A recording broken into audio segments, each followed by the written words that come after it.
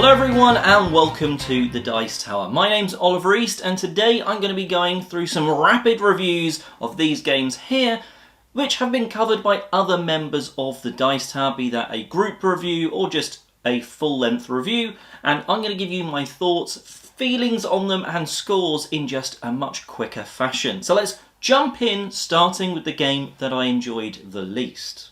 None of these games today are that bad, and well, it seems a bit harsh putting Nine Tiles Panic as the sort of lowest of them, but while it's quick, it's portable, there are a few issues that I thought of. So the way this game plays out is you're going to be creating a 3x3 grid from your pile of tiles. Everyone's got the same, and you're trying to go and sort of complete some scoring objectives.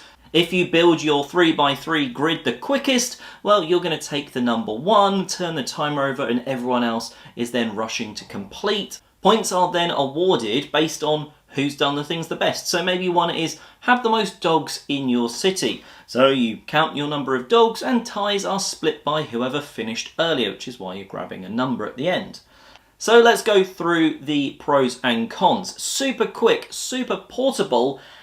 You know, it's this tiny box and very, very easy to teach. The hardest rule is that certain times you've got agents with their guns pointed down a road, and do they see an alien? Well, you follow that road, and if there's an alien, then yes. That's a captured alien rather than an alien that's just after some hamburgers, because apparently that's what they're there for.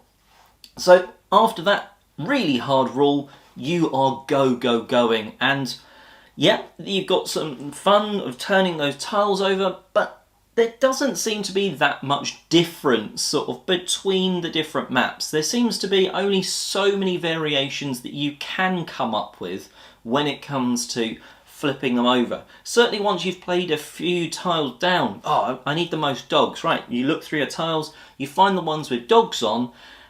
If you've then sort of set in stone those, often you're only able to use some of the remaining tiles just to finish that grid.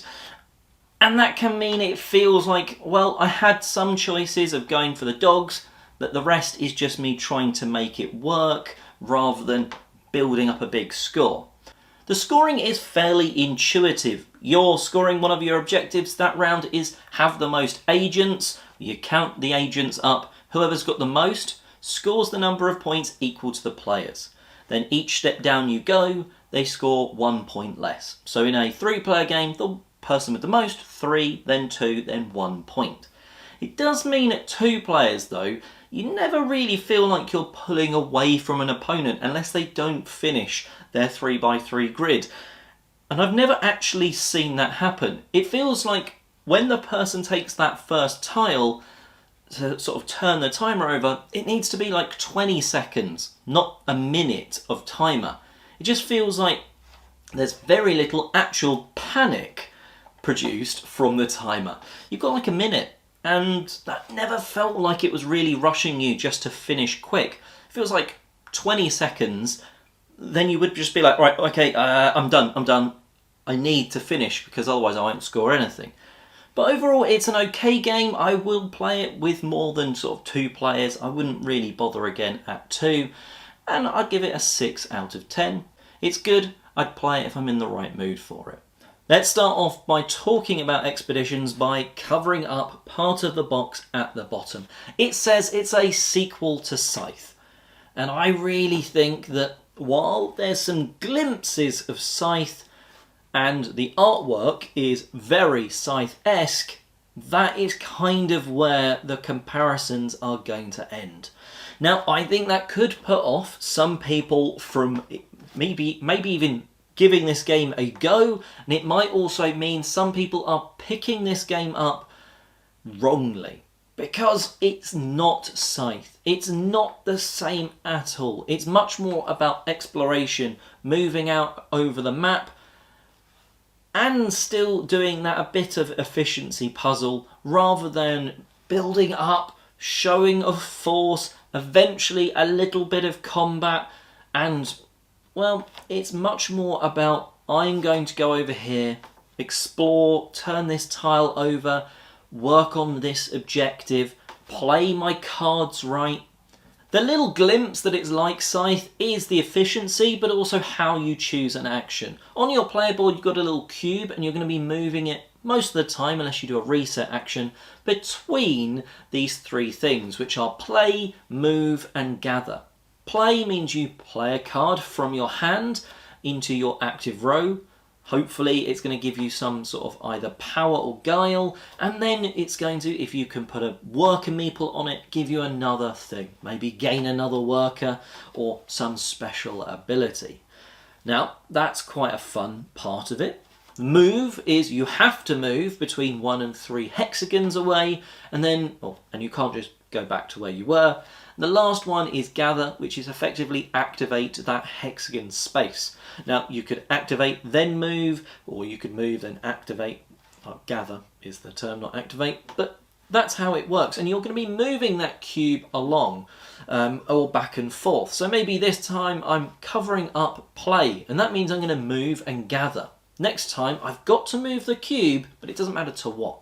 So maybe I move it to gather, which means I'm playing a card and moving, and I can do those in either order.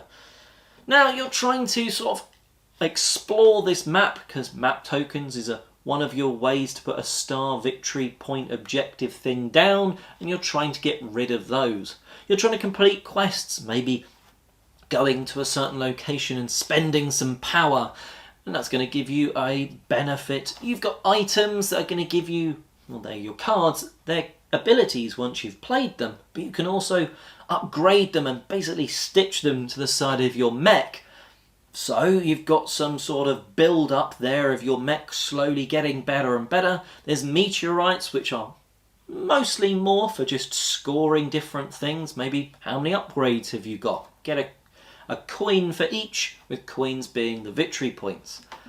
It's a really nice experience, but it definitely isn't Scythe if that's what you're thinking it's going to be. You are going out over this map, trying to turn these tiles over, clearing the corruption that's there. Again, that's a route to victory, but also as you're doing that, it's opening up additional things on those tiles. Maybe that's somewhere you can do that upgrade action that slots in something on the side of your player board. And it does feel throughout the game that you are definitely improving. Yeah, you've got a mech ability at the start, but by the end you could have 4 other mech abilities.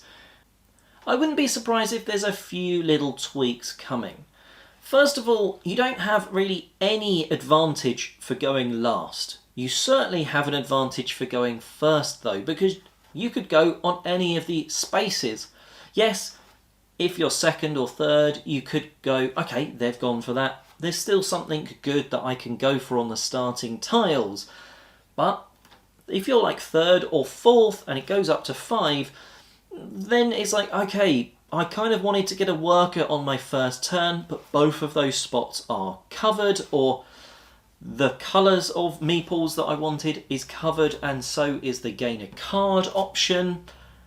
And it just feels that maybe you should get a bit of an advantage. Should you start with a worker? Should you be able to maybe draft the mechs so you can get one that the power you deem is a little stronger, or just something? It feels like going last at the start is at a detriment to not necessarily the whole game, but it feels like you're put off a little bit, sort of off-footed at the very beginning, and maybe having to just spend a turn not doing much before moving and gathering and gaining that worker on the next turn. There's also the fact that while it plays up to 5, I don't think I'd want to. It can take a little bit of time for it to come round the table. Between your turns, well, it can be a bit like, well, there's not much point me watching. You're going to be moving, so blocking different hexagons. You're maybe going to be taking cards or refreshing the market in the middle of cards. So there's not even any point me eyeing up a card until it's nearly my turn. So yeah, I'm enjoying Expeditions. I've played it even solo, and actually that was quite an enjoyable challenge that I might actually go back to. I'm not normally a huge solo gamer, but it was a very simple turn a card over and follow these simple instructions, moving a couple of sort of AI bot mechs about that are just trying to beat you on points. You're never trying to fight. each other, but they're just blocking some spaces. But yeah, it's solid. It's just... Scythe is a game that I've always wanted to get back to the table. Expeditions, being the sequel to Scythe, I think has suffered by putting that on the box and looking like it does. The artwork is gorgeous, but it does just make you think it should play like Scythe, and it really doesn't. And that will put a few people off. And I'm going to give it, at the moment, I think it will go up potentially, but at the moment for me, it's a 7 out of 10. Because I just don't want to play it with too many players, basically. It has to be a low player count, because mostly I want to feel like I can go out and just explore the map and do what I want to do. It's very solitaire, multiplayer solitaire. That's not necessarily what I thought it was going to be going into it. The next game is part of a series that I really do love, and that is Unmatched Houdini versus the Genie. So let's take my 7.5 rating with a little pinch of salt, because going into it I knew I liked the system. Unmatched is a deck dueling game. Normally it's 1v1, but you can free-for-all or 2v2, etc. But it's primarily 1v1. You're using your deck of cards to either play attack cards if you're in range. If you're melee, you need to be right next to them on the map, sort of thing. Then they're playing a defense card. There's cards which could be attack or defense, and then there's special actions, these schemes that you can do. You're drawing cards, you're playing them, and fighting it out, trying to basically reduce the enemy's main hero to 0 health points. I absolutely love the concept. However, focusing in on this box, and it's not as inspiring to me, and the characters aren't ones that I'm just itching to go back to compared to other boxes. And that's why the sort of rating is where it is. Now, Houdini has a very interesting mechanic, and I think people that play Unmatched or games of this where there's a deck of cards, and that mechanic draw is there for Houdini of part way through the game and doing different things for movement, etc. You can discard a card to boost your movement, or in some cases boost an attack or defense. Now, Houdini wants to do a lot of this because a number of his cards actually give you a benefit on top of the normal increased movement or whatever.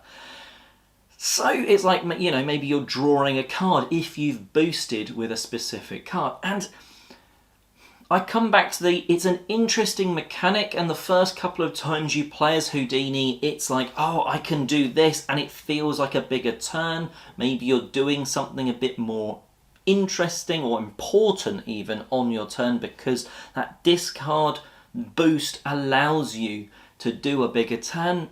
But actually after that, it comes down to that I really need to manage my deck, because otherwise I'm boosting through it too much. And well, that's sort of, for me, not an interesting character. Don't get me wrong, some of the sort of actual attacks and secondary effects, they're fun. And with a sidekick, there's some nice extra sort of bits where you can, certainly on this map, team up to sort of box in the Genie or whatever other character you're playing against. But I'm not going to rush back to playing Houdini. Before we go on to the other character, I've just mentioned the map. It does have a fantastic feature, but I don't think it works as nicely on the smaller board. It's got secret passages, which were seen in the Cobble and Fog box, and initially I loved the map because of that. But actually, because it's so much smaller, it really does feel like you can get anywhere and be boxed in very quickly on this map, whereas I think it's the Baskerville Manor has the in the Cobble and Fog box, either way, that map or one of those maps has the secret passages where you can hop off over here and hop back over here. That felt like you could use them to escape. Doesn't really have the same vibe here. So I've also grown to just play the map and not thoroughly enjoy it. Moving over to the Genie.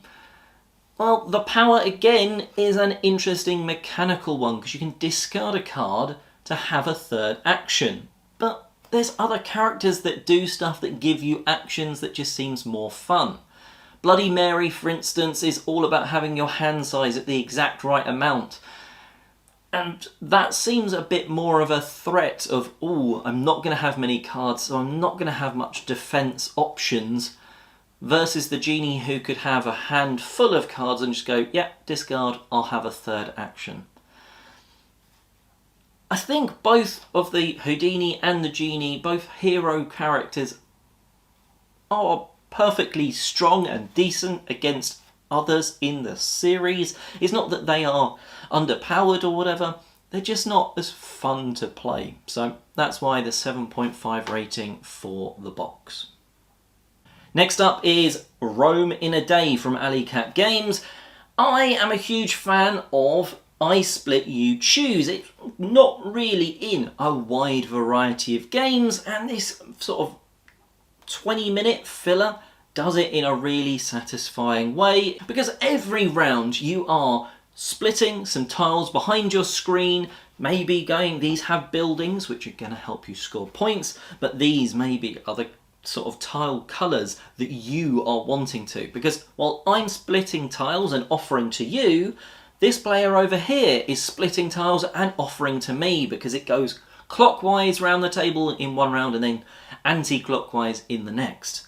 So I'm always interested, I'm always working out, I'm splitting these because, alright, I need the red building because I've got a load of red tiles. So I want to make this group less attractive to you, because then you're not going to take it and leave it for me. Oh, you're after yellow tiles because you've got some yellow buildings down. Okay, in this group I'll put the yellow tiles. And it's an interesting and very quick choice. I have seen it slow down a few times with sort of one player really thinking it out, and it's a bit like, okay, hurry up, it's not it's not that long or a sort of thinkier game. It's 4 rounds of these splitting, getting tiles, but it's quite satisfying the way you, over the course of the game, do build up an area. The thing that's dragging it down, despite me rather enjoying it, is the fact that after the 4 rounds, sometimes it can feel like I've done awful and there's not much I could have done differently. It's quick enough, like 20 minutes, that happens, alright, we'll go again. And often we do. It very rarely hits the table and we only play one game of it. Even though it's a filler, you know, that the whole idea of that 20 minutes is, well, play this quick and then go on to something else. Well, no, it does normally stay at the table for at least 2 games. But sometimes you can feel a little sort of, well, I don't think I could have done much better that round.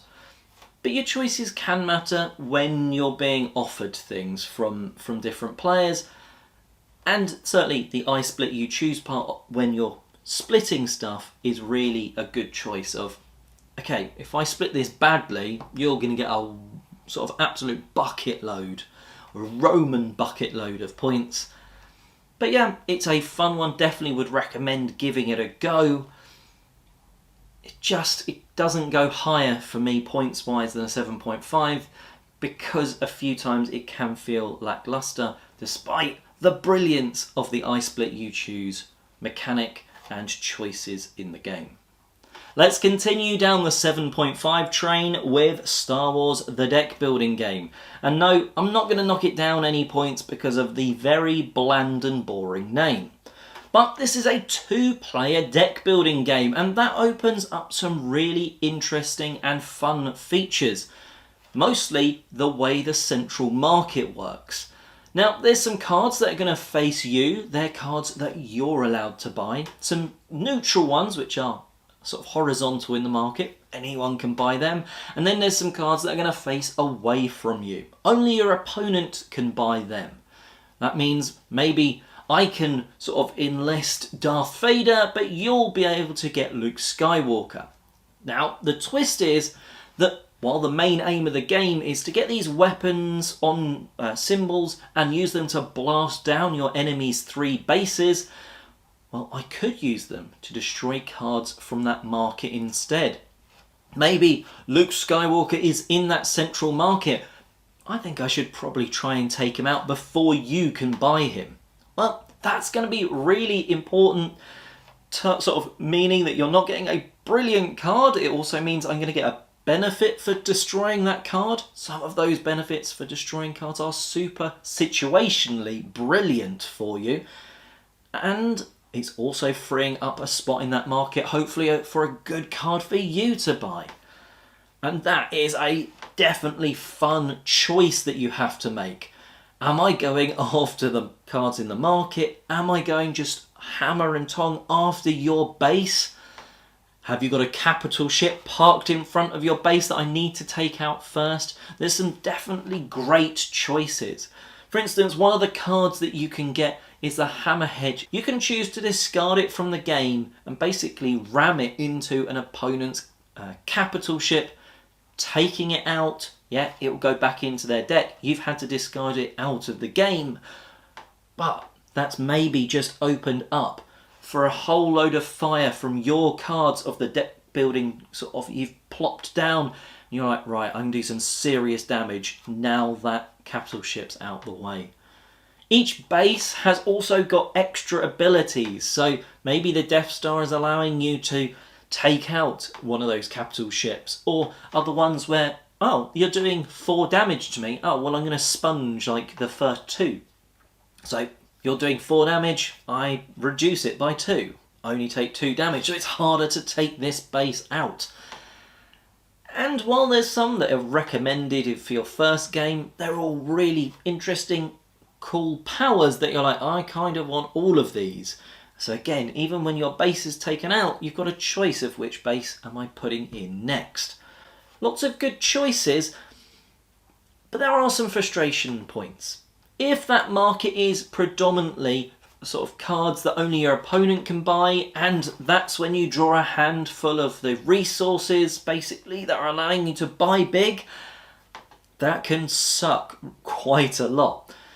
And maybe your opponent buys a load of cards, your good ones come out, and that's when I've drawn a load of weapons. And, well, I suppose that's good, but now I'm not going to be able to maybe buy that card because you'll have killed it before it comes back to me.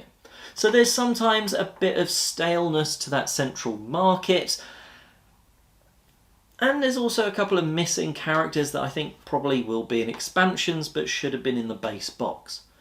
For me, the theming of Star Wars, the Empire versus the Rebellion, really sets this sort of 1v1 up nicely and gives a real reasoning to why you can only get some of the cards.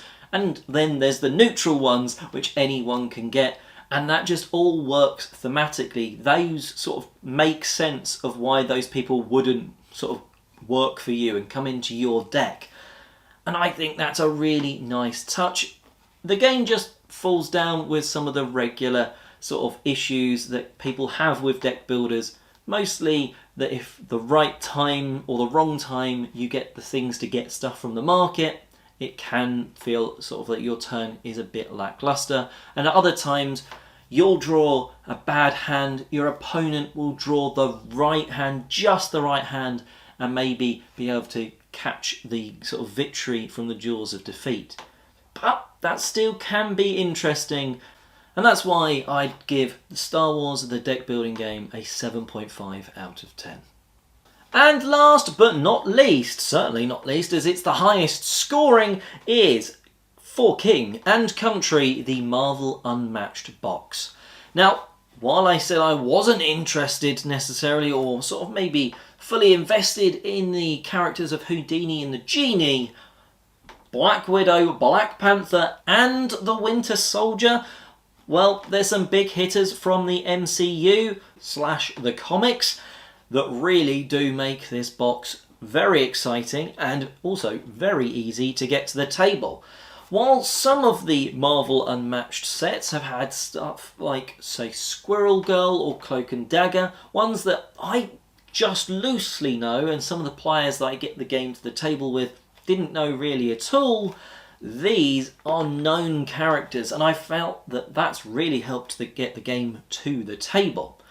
But just because it helps it get to the table doesn't mean that it's good. Helps though that these are some fun characters to play. Black Widow does something very different with her scheme cards.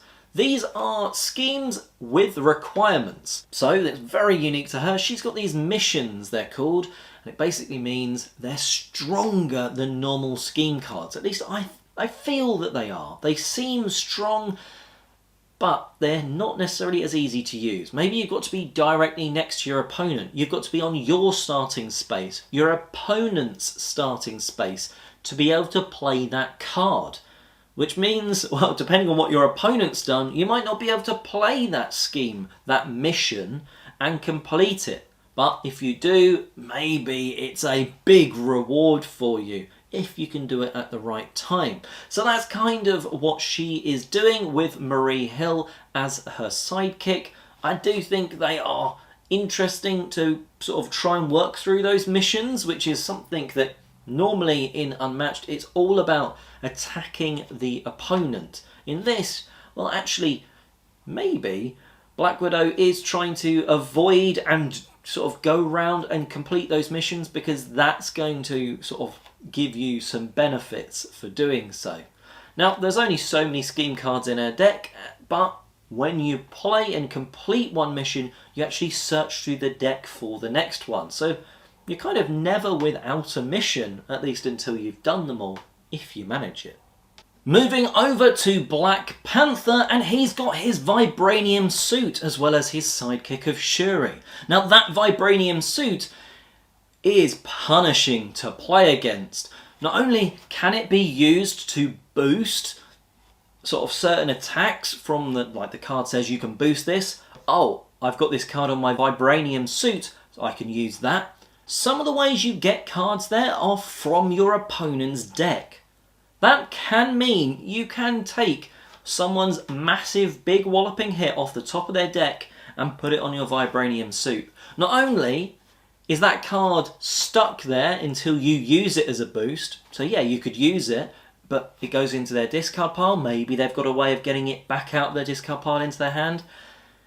You could, however, choose not to boost and just leave it there. So there's a really cool choice there sometimes of, I don't know what I'm getting, but oh, it's maybe quite good for you, but you're not getting many ways to get stuff from your discard pile, so I can use that just to wallop you a little bit more.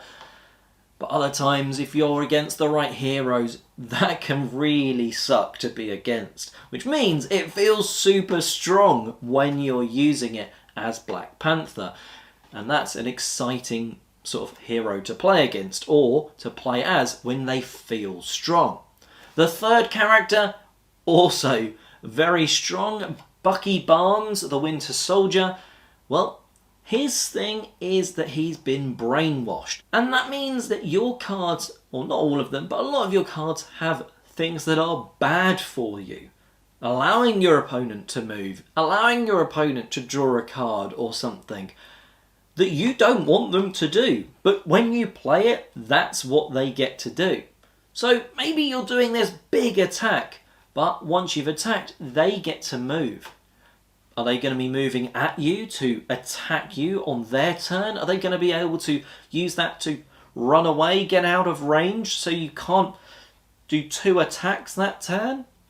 And that's some interesting choices that Bucky has to make, especially when it comes to, you know, maybe attacking someone with a vibranium suit, or someone that maybe is trying to slip past you to get to a starting space to complete a mission and get a big advantage over you.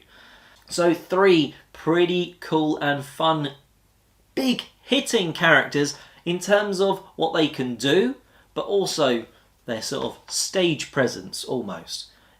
It's just, you get this box out compared to some of the other Marvel ones, or even some of the normal Unmatched sets, and people are normally excited to play these heroes. Now, the final twist with the Marvel boxes is what the map offers. The 3 items are really nice in this one. They're definitely above the standard from the previous couple of Unmatched Marvel boxes, because the 3 scheme items that you can find on the battlefield are just fun. One is a laser gun, and that does just 2 damage to someone in your zone. The next is a jetpack, meaning you can jump to any space on the map. That can be really good for getting on top of an opponent that's running away quickly. And the last one causes all players to discard 2 cards. Do that at the right time, and I've managed this once. You do that at the right time, they discard their cards, they've got nothing, meaning you can get in there and do a massive walloping blow and they have no chance of stopping it. And that can really help you whittle their health down. Overall, there's a lot to love about this box. 3 strong heroes that, well, you kind of want to play. Sometimes it's a case that 2 of the heroes are cool and the third one's left sort of in the box a lot of the time. Not in this case. The map is a fairly decent one, but it's the items that you can add on it that all of the Marvel boxes do, but these ones are definitely a sort of top tier of those little ground items. And I was a bit worried because the previous boxes ones had been a little lackluster, not in this case. So you put all that together in that amazing, for me, unmatched system of dueling it out with that card-based gameplay, and you get a fantastic box. Could it be a little bit better? I wish there was 4 characters in these Marvel boxes. I wish they had more than just 3 items in each, so you didn't have to buy multiple boxes to be able to mix and match. Make it so there's 4 or 5, so each one is a little bit different of what's available on the floor just in one box. Make it a double-sided map, but still it is a top unmatched box, Marvel license or not, and I'll give it a 9 out of 10. And well, that wraps up today's video. I hope you've enjoyed the sort of fast, rapid reviews of a few different games. Let us know in the comment section below if you've played any of them. What did you think? Was I right? Was I wrong? Let us know. And until next time, have a great day gaming.